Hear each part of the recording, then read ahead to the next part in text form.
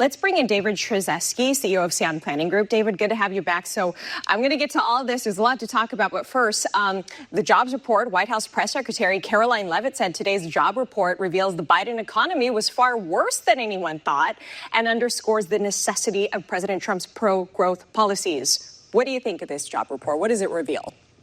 Yeah, no question. I mean, they came out with this lower number, but if we look at what just happened last month, per your opening here, they adjusted up by 50,000 in December and in November, giving us literally the strongest jobs numbers. What do November and December have in common? This is when employers were pricing in the fact that President Trump was going to be leading in a different direction than where we were heading. And so I don't think that these numbers are honest at this point as far as what our headlines are. We've been talking about that throughout the year, especially as we see, that they look at the overstating them by a little better than 600,000 over this last year, which makes, of course, Biden's legacy in excess of 1.428 million jobs overstated. Yes. From these headlines. So You can't believe them.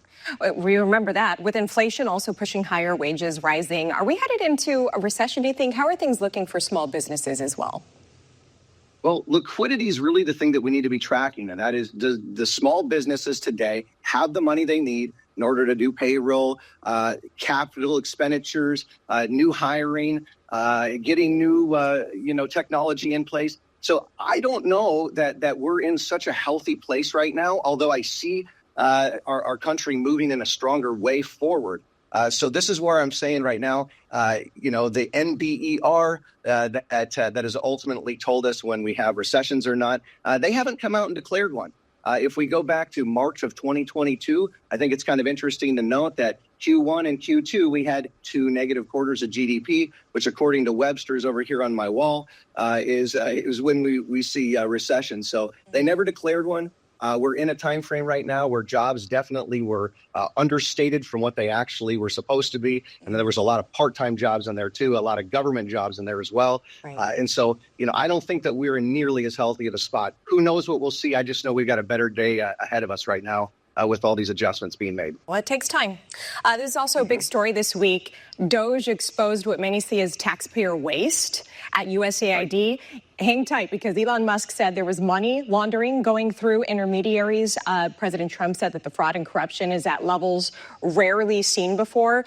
So what was our taxpayer money spent on? Let me just give you a few examples. As Jim Jordan put it on our show, $20 million for Bert and Ernie in Baghdad, $19 million for migrants in Colombia, $14 million for gender equity and climate change in Tanzania.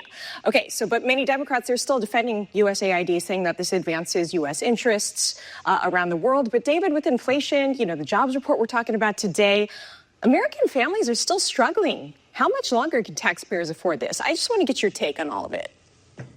Taxpayers cannot afford the world at the price that it is right now.